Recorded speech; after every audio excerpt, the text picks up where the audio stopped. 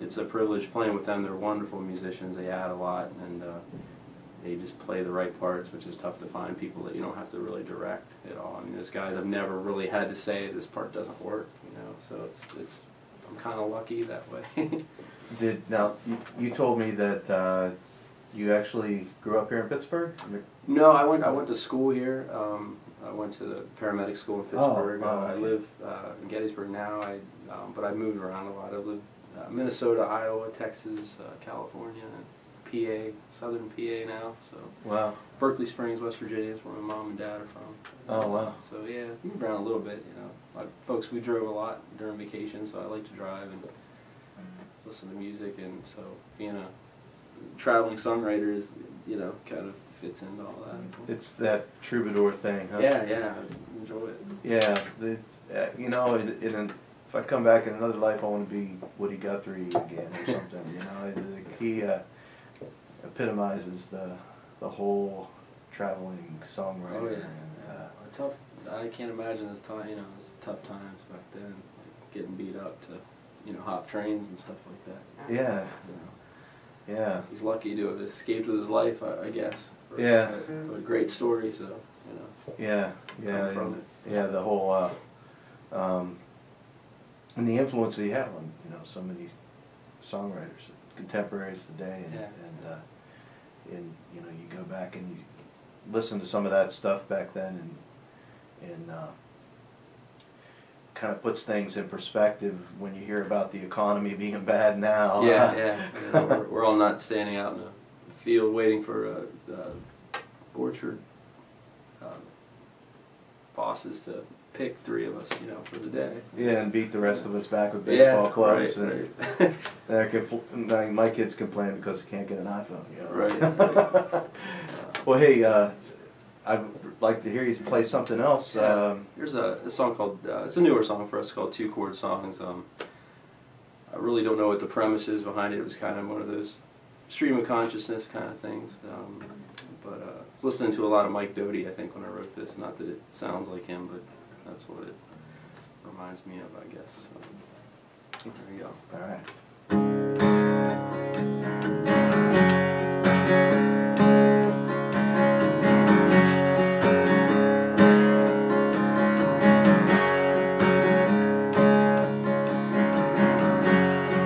Two-chord songs, crying razor blades. It's been too damn long since you traveled this way. You can wander back, but you can't go home. Can't be a ghost till you're dead and gone. It was tomorrow, now it's 10 years later. Fine for a while, then you fall back down. Summer always seems like a good idea, but you hide indoors when it comes around.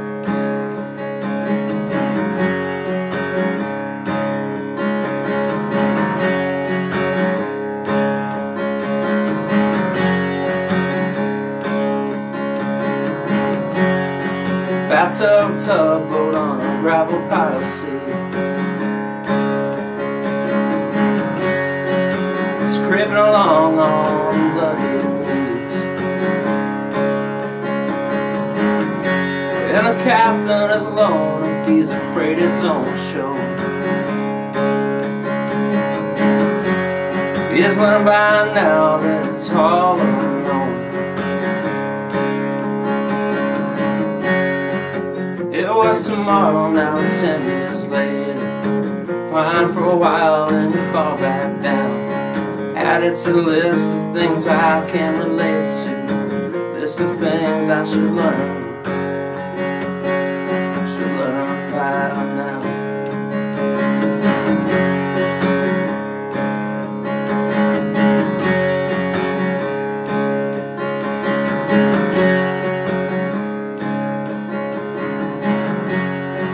Photogenic faces like a catalog.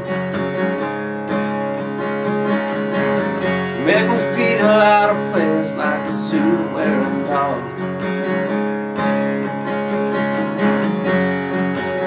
Gone out the first sign of the parade. Kind of feeling you lose out on the interstate. It was tomorrow, now it's 10 years later. Fine for a while, then you fall back down. The summer always seems like a good idea, but you hide indoors when it comes. When it comes around. When it comes around.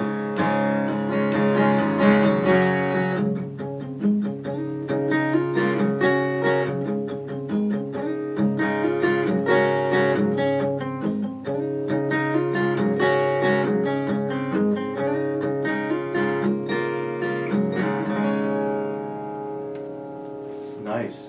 Thank you much. Yeah, I got like right into the groove. Yeah, the stream of consciousness thing. And you just get that. You know, John Lee Hooker did it a lot. You know, where he would just like play something and it's just trance music, I guess. You know. I didn't realize there was another driving reference. I didn't. Yeah, it's kind of, I can't avoid it somehow. Hey, man, you get out on the road. It's yeah. As far as your songwriting, I'm looking over at, you know, some of the influences you hear. I can hear the Chris Whitley for sure. You know, he was amazing.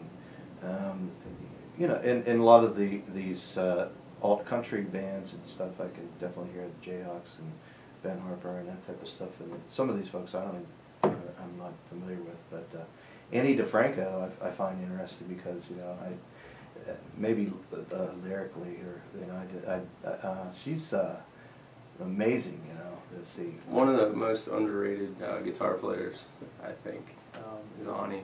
She's the reason I play acoustic guitar, I think, was because I heard one of her live records, and I thought, you know, if one person can make that kind of noise and create that kind of rhythm, you know, on their own, like, just.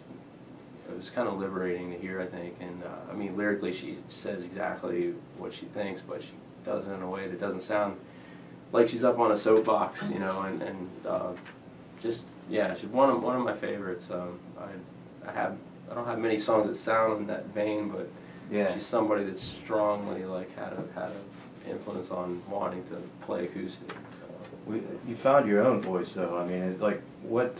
When did you start writing your own tunes and kind of, you know, finding your own voice, I guess?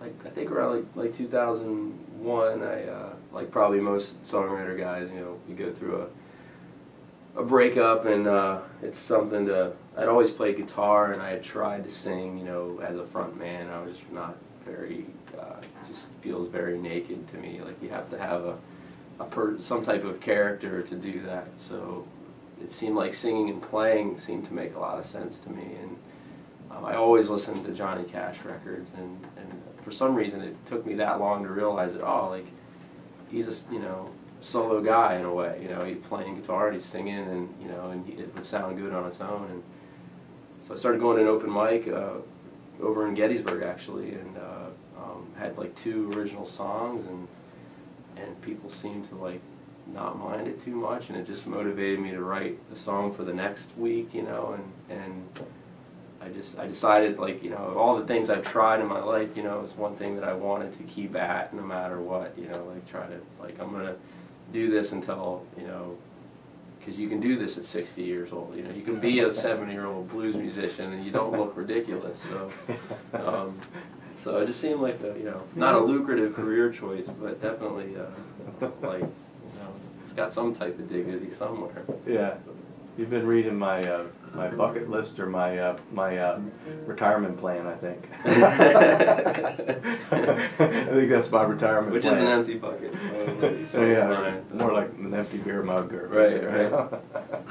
Yeah, I agree with you, and that there are some blues guys around here in Pittsburgh that are still playing, that are well into their 70s and 80s, and it's very cool to hear guys out there doing that, you know, and to keep doing it, you know. It's music chooses you. I don't think you choose it, you know.